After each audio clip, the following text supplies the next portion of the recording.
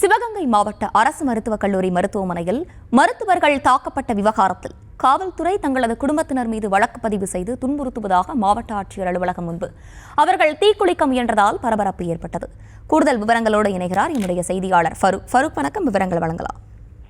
வணக்கம் அர்ச்சனி. சிவகங்கை மாவட்டம் சிவகங்கை அரசு மருத்துவக் கல்லூரி மருத்துவமனையில கடந்த 28ஆம் தேதி நள்ளிரவுல இருசக்கர வாகன விபத்தில் சிவகங்கை நேரு பஜார் பகுதியை சேர்ந்த பாலமுருகன் என்பவர் காயமுற்று சிகிச்சைக்காக மருத்துவமனைக்கு கொண்டு வரப்பட்டார்.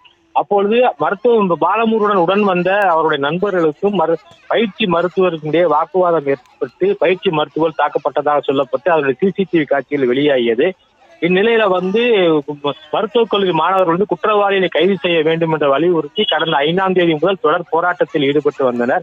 காவல்துறை மருத்துவக் கல்லூரியுடைய குற்றத்தை அடுத்து சுப்பிரமணியன் என்ற சுப்பு என்பவரை கைது செய்ததால் போராட்டம் வாபஸ் பெறப்பட்டது.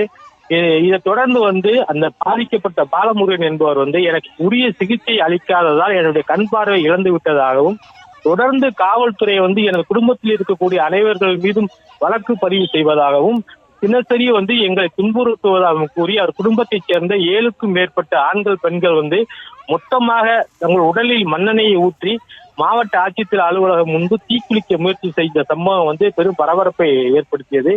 இன்று மாவட்ட ஆட்சித்தலைவர் அலுவலகத்தில் அமைச்சர் பெரிய கருப்பன் மற்றும் மனோ தங்கராஜ் மற்றும் கார்த்திக் சிதம்பரம் எம்பி உட்பட்டோர் அங்கே வரவே இருந்ததால் ஏராளமான போலீசார் பாதுகாப்பு இருந்ததால் அவர்களை உடனடியாக காப்பாற்றினார்கள்.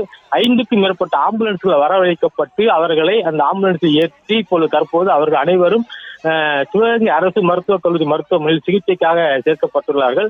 ஒரே குடும்பத்தைச் சேர்ந்த 5க்கும் மேற்பட்டவர் காவல்துறை மீது குற்றம் சுமத்தி தீக்குளிக்க முயற்சி செய்த சம்பவம் பெரும் பரபரப்பை ஏற்பட்டுள்ளது. விவரங்களை வழங்கியமைக்கு நன்றி ஃபரூக்.